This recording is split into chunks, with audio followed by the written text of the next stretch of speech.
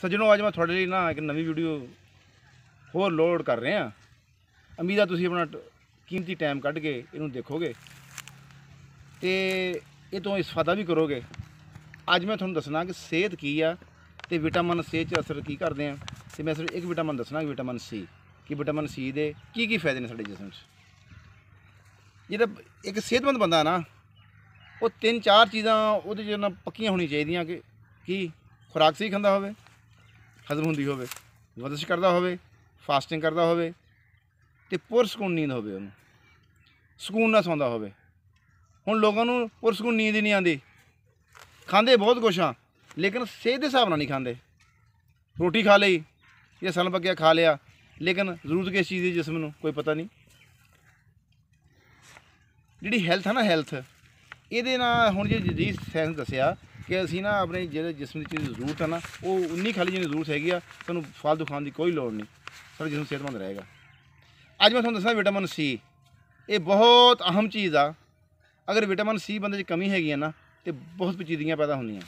अगर पूरियां होणगियां ना विटामिन सी पूरा हैगा तो सानूं किहड़े फायदे आएगा इनू गौर नाल सुन लिओ तो अगे लोगों नूं ट्रांसफर भी कर दिओ ताकि शेयर कर दिओ वो भी तो फायदा लै लैन ताकि अज दर्दां हो रही सुस्तियां काहलियां कुछ करने दिल नहीं करता चिड़चिड़ापन डिप्रैशन ये सारे साढ़े हट जान। मामूली गल तो लोग लड़ पैंदे आ। इसकी वजह यही है कि जिसमें ताकत ही कोई नहीं बर्दाश्त ही नहीं करते। हुण विटामिन सी की यानी कि जिस बंदे की कमी हो जाती है ना की होंदा है। अगर विटामिन सी पूरे होण मसूड़े सेहतमंद रहणगे, नहीं तो मसूड़े खराब हो गए, दंद बड़े हो जाएंगे जब क्योंकि मसूड़े गल जाते हैं, खुरने शुरू हो जाते हैं, मास खुरा कहते हैं, दंद गिर जाते हैं। विटामिन सी साडी जिल्द नूं निखारदा, झुर्रियां पैण नहीं दिंदा, तरोताज़ा रखदा, बाल साडे शाइनी वाल रखदा। शैंपू ला लो कोई जिहदे मर्जी जो मर्जी लाते रहो, अगर विटामिन सी पूरे हैगे तो वो शैंपू लाने की लोड़ कोई नहीं।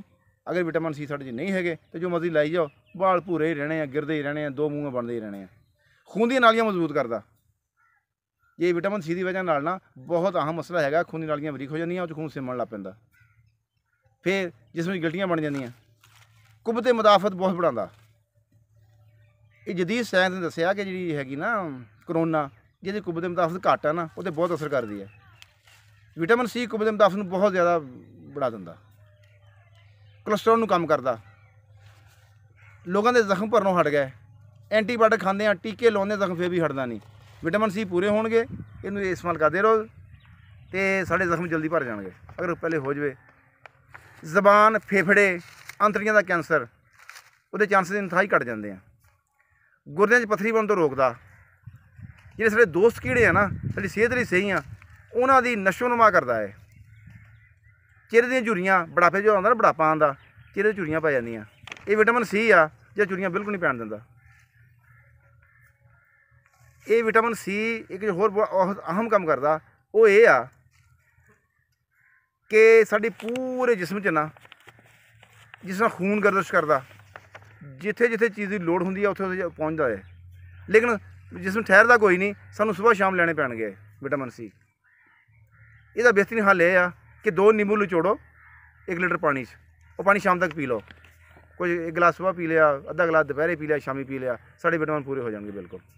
और इंतहाई सस्ती जरिया है, लेकिन जब असीं मुफ्त दवाइयां लवांगे सानूं पैसे काफ़ी खर्च करने पैणगे। लींबू इंतहाई सस्ते हुण हैगे जिहड़ा हुण नींबू आ गए ना बाजार चों लै लो, ਉਹਦਾ पानी कड्डो, पानी कड्ढ के बोतल च पाओ, फ्रीज़ कर लो, डेली थोड़ा जिहा इस्तेमाल कर लिया ताकि साढ़े च विटामिन सी की कमी ना होवे। देखो साढ़े जिहड़ा फी ज़माना हुण हालात ये बने कि हर बंदे दंद गिर रहे हैं, दुखते हैं। विटामिन सी पूरा होएगा ना कीड़ा लगेगा, ना दंद दुखणगे, ना गिरनगे, दंद मजबूत रहणगे। सी एक जो अहम काम कर रहा तुसीं देख रहे लोगों का ना मोटापा बहुत हो रहा।